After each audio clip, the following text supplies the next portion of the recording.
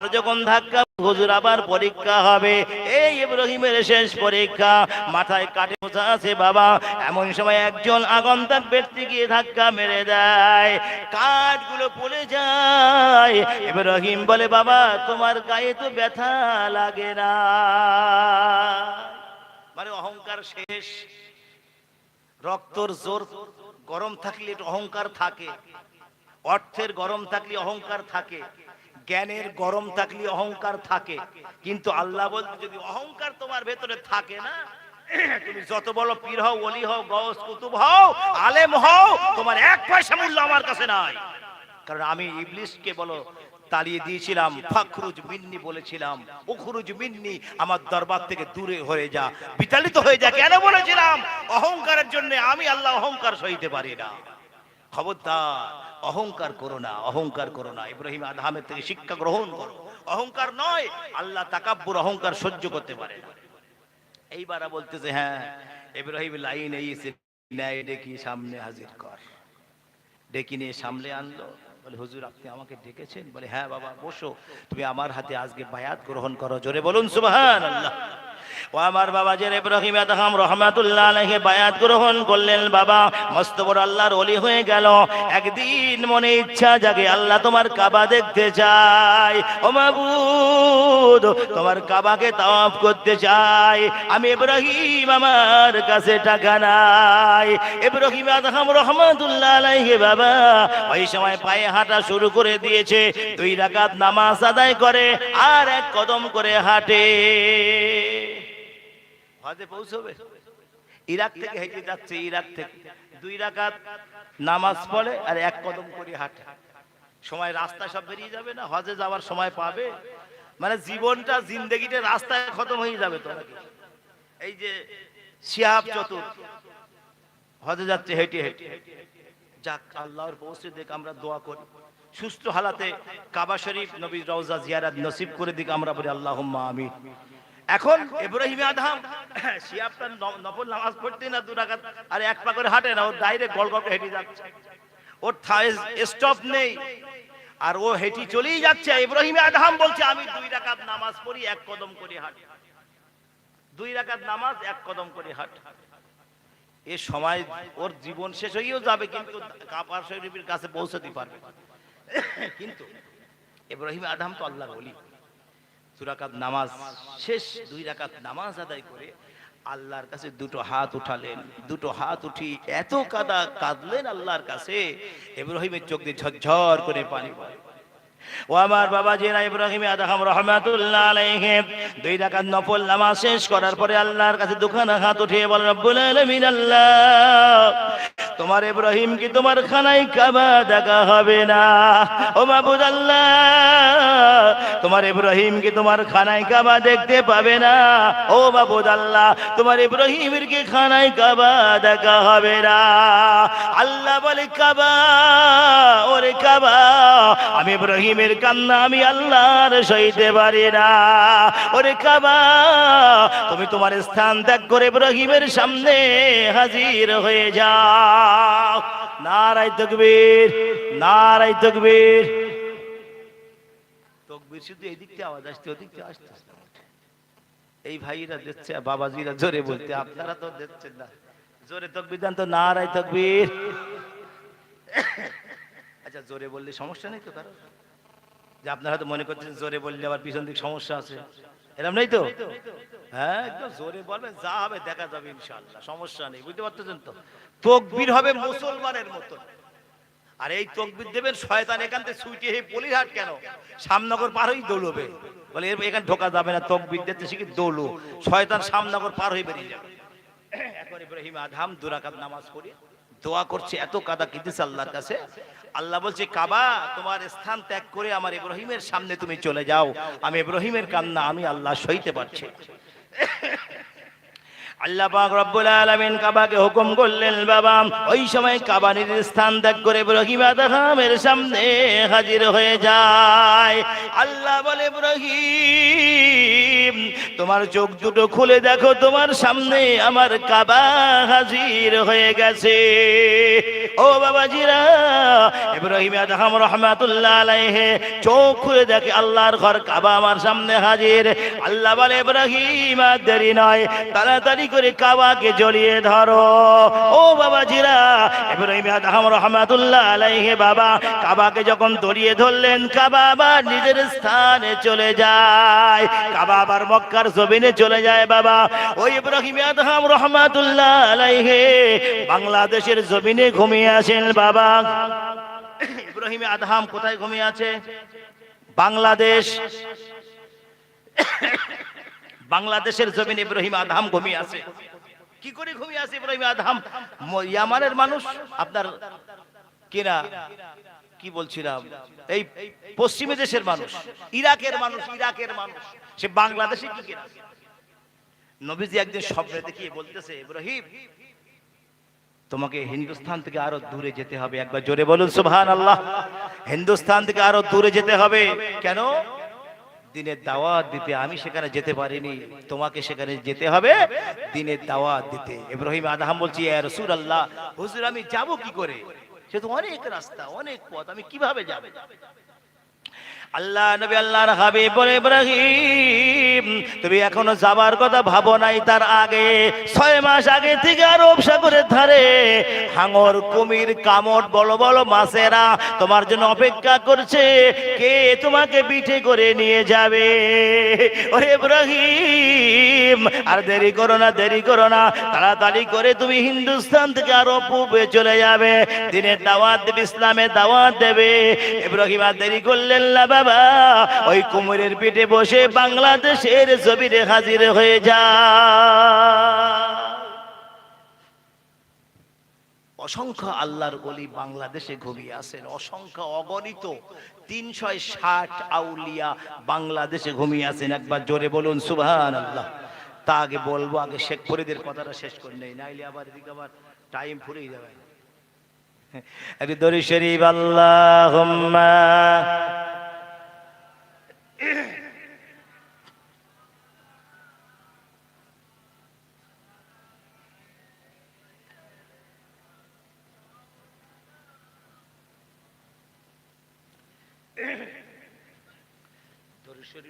আওয়াজ শুনলাম, তার মানে সে হচ্ছে না একদম। আল্লাহুম্মা সাল্লি আলা, আসতে হবে, জোরে হবে না?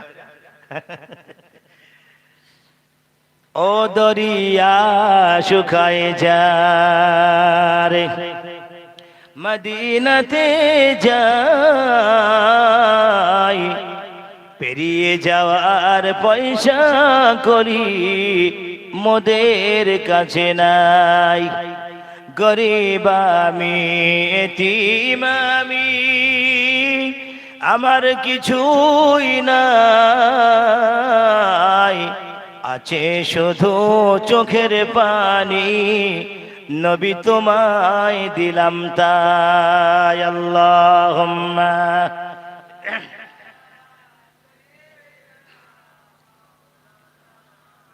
وعلى آل سيدنا।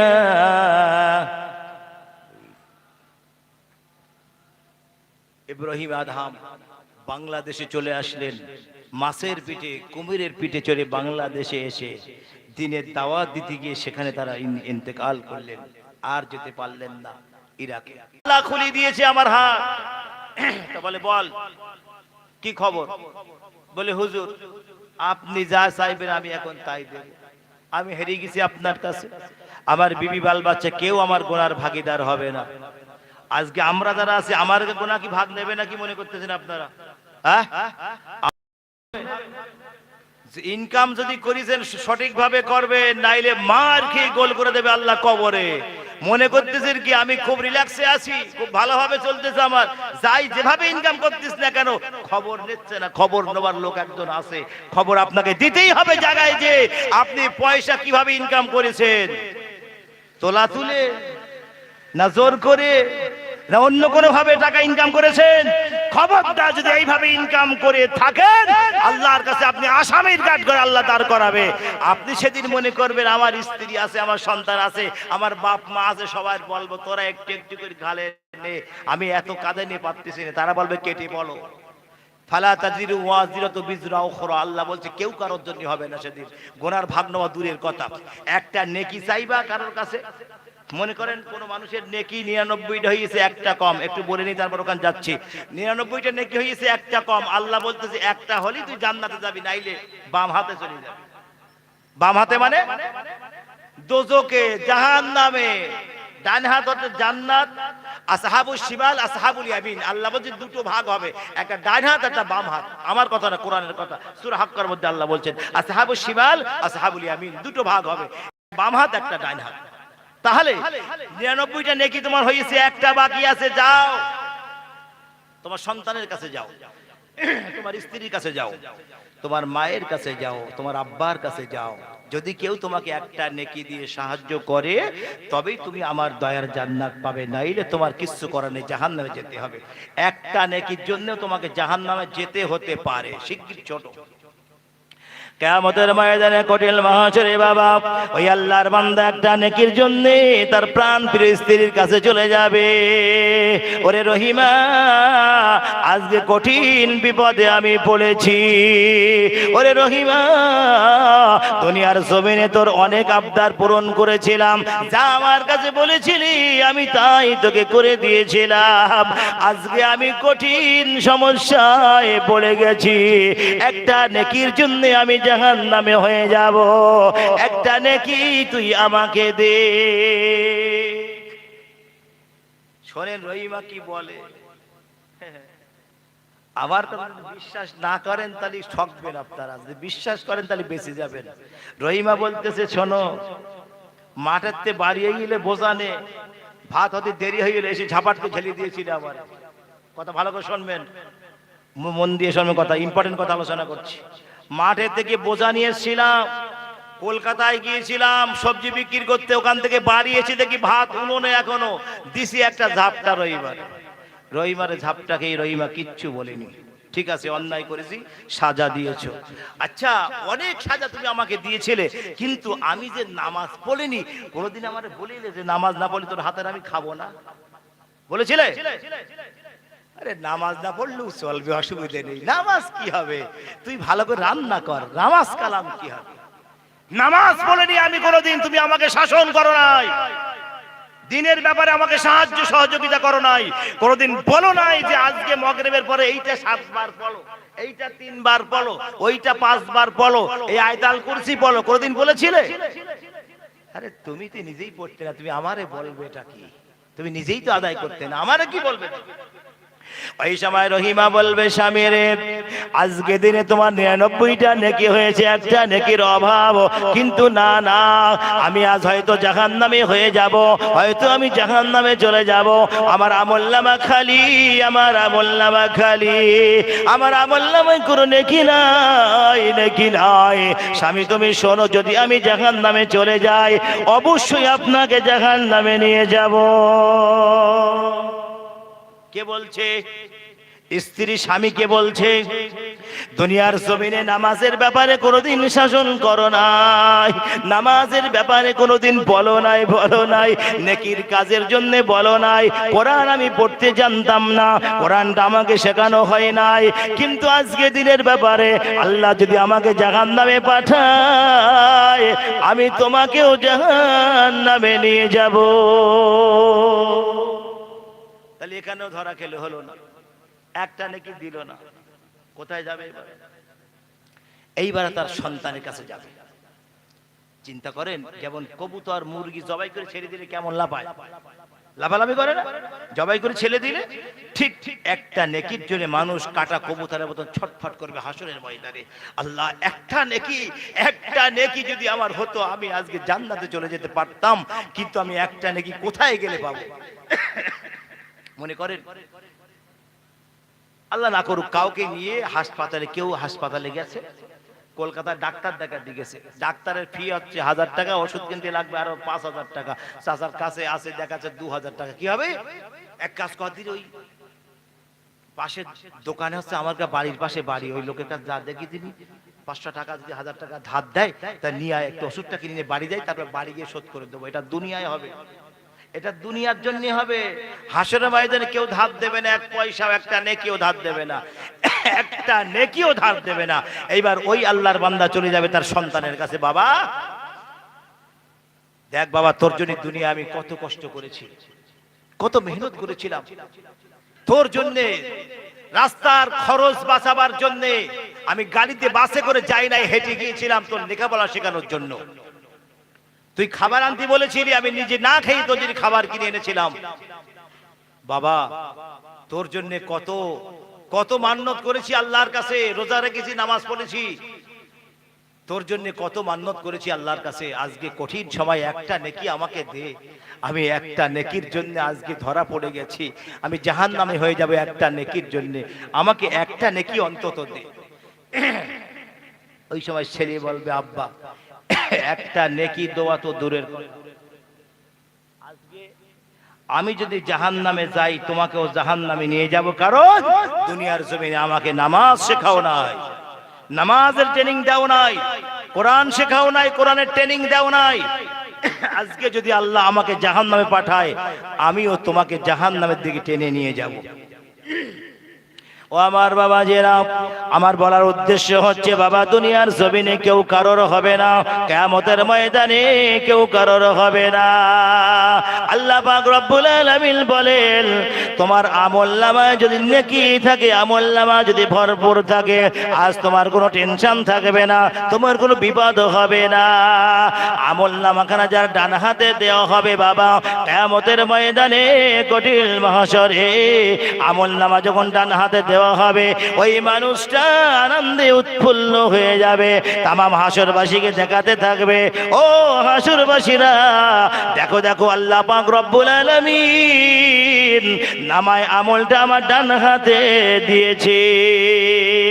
সমস্ত হাসরবাসীর সামনে আমলনামা খানা পাঠ করবে, বাবা পক্ষান্তরে আল্লাহ বলে কাফের বেঈমানদার হবে, মানুষকে যারা কষ্ট দিয়েছে, মানুষকে আঘাত করেছে, মানুষের উপর অত্যাচার করেছে যারা, এই ধরনের ক্যাটাগরির যন্ত্র যারা হবে, আল্লাহ বলে কিয়ামতের ময়দানে কঠিন মাহশরে ওদের আমলনামাখানা বাম হাতে দেওয়া হবে। বাম হাতে আমলনামা দেওয়ার পরে সমস্ত হাসরবাসী দেখতে পাবে যে যার হাতে আমলনামা বাম হাতে দেওয়া হয়েছে, এর মারির কোনো শেষ নাই, এক্ষুনি মার খাবে, কিছুক্ষণের মধ্যে এর মার শুরু হয়ে যাবে, কারণ ফেরেশতারাও টেনে নিয়ে যাবে জাহান্নামের দিকে, একদম দেবে ধাক্কা। কেরম ভাবে নিয়ে যাবে বলবো, জাহান্নামে কেমন ভাবে নিয়ে যাবে বলবো, আপনারা কিছু বলতেছেন না? একটা কথা বলেন, নাইলে আমি শেষ করে দেবো তো মিলাদ, আমি রেডি বলো শেষ করার জন্য, কথা বলতে হবে, যদি মিলাদ শুনতে চান কথা বলেন। জাহান্নামে পাপীর ক্যাটাগরি আছে, 1 নাম্বার, 2 নাম্বার, 3 নাম্বার। যেরকম জেলখানায় যে আসামি কোন থাকে দেখেছেন, যারা একদম সবচেয়ে হাই কোয়ালিটির আসামি, মানে ডেঞ্জার, 11,000 ভোল্টেজ, ওটা একটা স্পেশাল আলাদা ঘরে দেয়, সব দিক দেয়াল, মধ্যখানে একটা দরজা, ওখানে আবার তালা ডবল মারা আছে, দেখবেন, মানে ওরে ওখান দেওয়ার মানে হচ্ছে ও যেন না পালিয়ে যেতে পারে, ওই একসঙ্গে থাকলে মারধর করে হয়তো ছুটে বেরিয়ে যেতে পারে, ওরে আলাদা রাখা হয়। তাও কিভাবে? হাতে কি শেকল, বলে নাই তো জিজ্ঞেস করতে, হাতে শেকল, গলায় বেড়ি, পায়ে বেড়ি, আর একটা তালার সঙ্গে বেড়ি লাগানো আছে শেকলটা, যাতে তালাও না ভাঙতে পারে। তার মানে কত কোয়ালিটির আসামি, চিন্তা করতে পারছেন? কত মারাত্মক আসামি, যে কত মার্ডার করেছে তা ঠিক নেই, কত খুন করেছে ঠিক নেই, এজন্য ওর শাস্তি ওইভাবে হচ্ছে। ওখানে খাওয়ার সময় দুটো খাওয়া দেবে, সময় হলে কোর্টে তুলবে, এটা হচ্ছে দুনিয়ার মামলা। এইবার আল্লাহর কাছে এসে, দুনিয়ায় তো দেখতেছে এইরাম মারবে, আল্লাহ তো এইরাম দেবে, আল্লাহর সিস্টেম সমস্ত রেডি তৈরি করা আছে। আল্লাহ বলতেছে সময় দেওয়া আছে আমার। সূরা হুদের 104 নম্বরে আল্লাহ বলতেছে, আমা নুআখিরুহু ইল্লা লিআজালিম মা'দুদ, আমি নির্দিষ্ট সময় তোমাদের দিয়েছি বলেই এখনো কিয়ামত কায়েম করিনি, আন্নায় আমি এক্ষুনি ব্যবস্থা করে দিতাম তোমাদের। নির্দিষ্ট সময় দেওয়া আছে আমার, সেই সময়ের অপেক্ষায় আমি আল্লাহ আছি। সময় যে শেষ হবে, বাঁশি বাজানো শুরু হবে, খেলা শুরু হয়ে যাবে, অপারেটর হংলাবে। জিসিবিতে যারা মাটি করে দেখেছেন, কথা বলে না কেন? এই মশলা মাখায়, বড় যে মেশিনে মশলা মাখায়, ওই খটা মাখায় কের মেশিনে, হ্যাঁ ঘরে না, ওর মধ্যে খ বালি সিমেন্ট সব দেয়, দে হোংলায় না এরকম ভাবে একদম এইরকম ঘুরিয়ে দেবে, দে মশলা তৈরি হয়ে যাবে। আল্লাহ বলতে এরকম মশলা আমি তোর বানাবো, জায়গায় শুধু ফিরিয়ে আয় একবার আমার কাছে আয়, সব যন্ত্র রেডি আছে, ওইরকম মশলার মতন বাগ বানিয়ে তোকে জমিয়ে দেবো প্লেয়ারের সঙ্গে, আয় একবার আমার। আল্লাহ বলছে কোরআন শরীফে এইরকম